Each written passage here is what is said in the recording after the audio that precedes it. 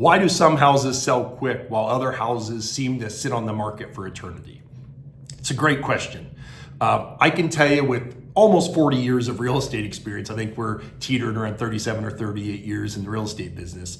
I've seen it all. I mean, I've seen the cheap houses that sell within a day. I've seen the expensive houses sell within a day. And then I've seen the opposite, where you have a house for $500,000 that you think would sell right away in the greatest neighborhood, and it sits. And then there's houses that are in less desirable neighborhoods that sell within a day. And you're like, why did that happen?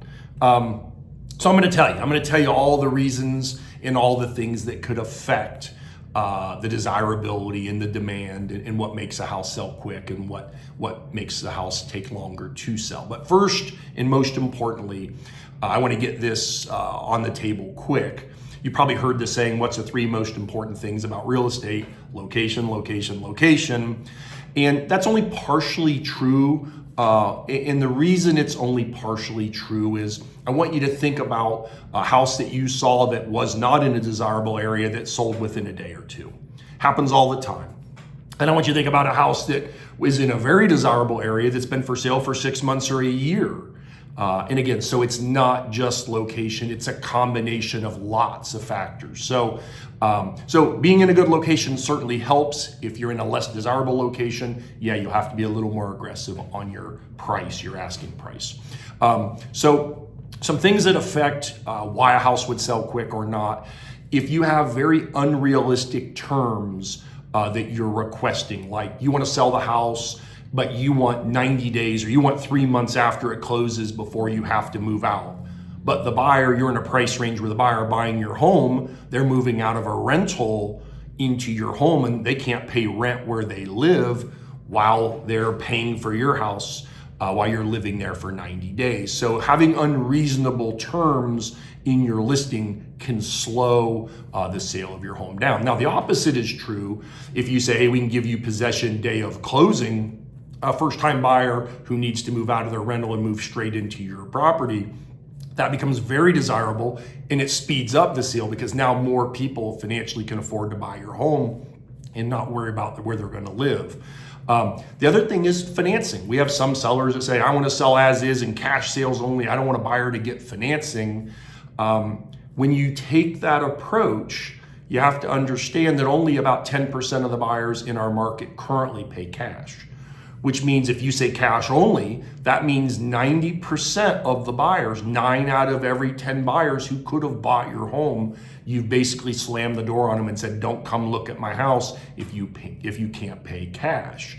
And so there are things that you can do to protect yourself and to assure that your deal is going to go and still have the buyer get financing, such as letters of pre-approval, fully underwritten buyers prior to accepting a contract. You want the lender to fully underwrite the loan other than say the appraisal. So there's things that you can do, but by putting unreasonable terms or conditions on the sale of your property, you can basically close the door on a lot of potential buyers and it will slow your sale of your property down.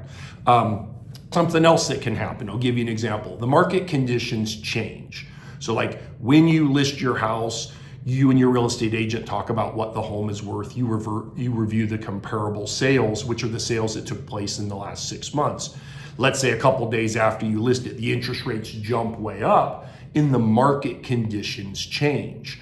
So that happening can slow the market down because the buyer who could have afforded your house at 3% maybe can't afford your house anymore when the interest rates go to 8%. So the pool of buyers who could have bought your home before have shrunk, they went down. So that's something that can happen and you can catch the market on its way down. And it's sometimes hard to see that because the comparable sales that you use, your realtor uses, the appraiser uses, you're always looking at 6 months in arrear. Well, if the rate just changed Monday of this week, then you've got an issue because you're looking in the rear view mirror of the market that no longer exists because those interest rates are no longer available. The other thing you could be doing is you or your real estate agent can be doing marketing that's attracting the wrong buyer for your property. So when they come look at your property, they realize this isn't what they wanted. And so you get a lot of showings, but you get no offers. So you have to be careful in your message, your delivery of your marketing, that you are attracting the right clientele for the property. The other thing is your marketing presentation or your home preparation are not attracting the right buyer. So if you've got a very modern home with a bunch of, we'll call it out-of-date wallpaper, but it's a newer style, you might have buyers come look at your house and say, oh, it needs too much work. And you look at your house and think it's the most beautiful house ever, but the style has shifted from when you maybe decorated that home. So there are times where a buyer would say, oh, this is just too much work, and they walk away and don't make an offer on your home when it's really minor decorating stuff. But a lot of buyers can't see past the decorating, and it basically locks them up dead in their tracks, and they say, let's go look at other houses instead of saying this is the perfect house. Also, curb appeal, your street appearance. A lot of times, if your street appearance, you've got overgrown bushes, weeds in your garden, it looks unkept.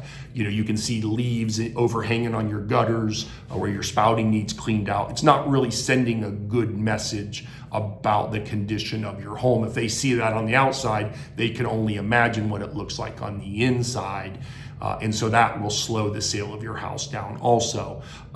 Listing photos, probably the most critical thing that you can do other than properly pricing your home is having really good, really accurate listing photos. Make sure if you're shooting with a wide angle lens that it doesn't look like your house is leaning or your kitchen cabinets look like they're gonna fall off the wall. You need a really good presentation, color corrected images. Remember, the first impression of your home is not when they drive by the house in 99% of the cases. It's people looking at it on their computer, looking at it on their tablet, or looking at your home online. So as they're scrolling through the pictures, they're making a decision if they want to see your home or not based on what they saw online. So it's really important that it doesn't look like you took the listing photos with the cell phone, that you've used a full frame, wide angle lens, full frame professional camera in order to create your professional photos for your listing.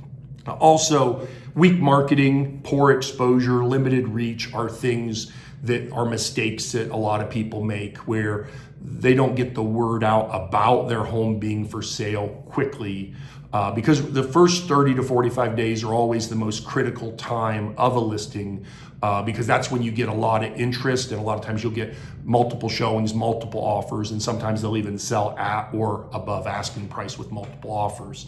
And then, are you putting time limits on when the house can be shown? Like no showings on Saturday or Sunday, and during the week, no showings after 6 o'clock at night. If you're putting those kind of limitations on your property, you're limiting how many people are gonna come and look at it, especially buyers that are traveling from out of town. You have to be very careful that you haven't put too many limitations, because those buyers, if they're looking at 5 or 6 homes that day, and they have to come and look at your house 3 hours after their last showing, they're not coming back. If they're starting in the afternoon and you say you can't have a showing till 6 o'clock at night, they're probably gonna skip you.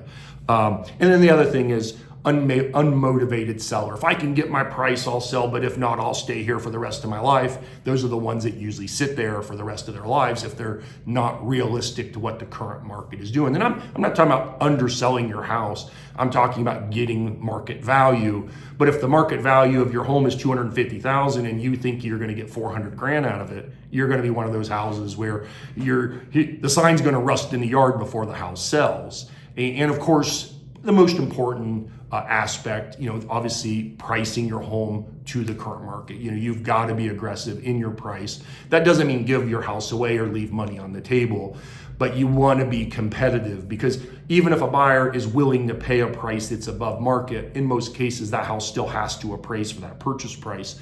And if you're above market and it doesn't appraise, you got a problem, because the buyer in most cases can't get the financing, because by the time they pay their closing costs and cover their down payment, most of them don't have extra money to come up with the difference between what you want for your house and maybe a lower price that it appraises at. So these are some of the reasons why some houses don't sell while other houses sell quick.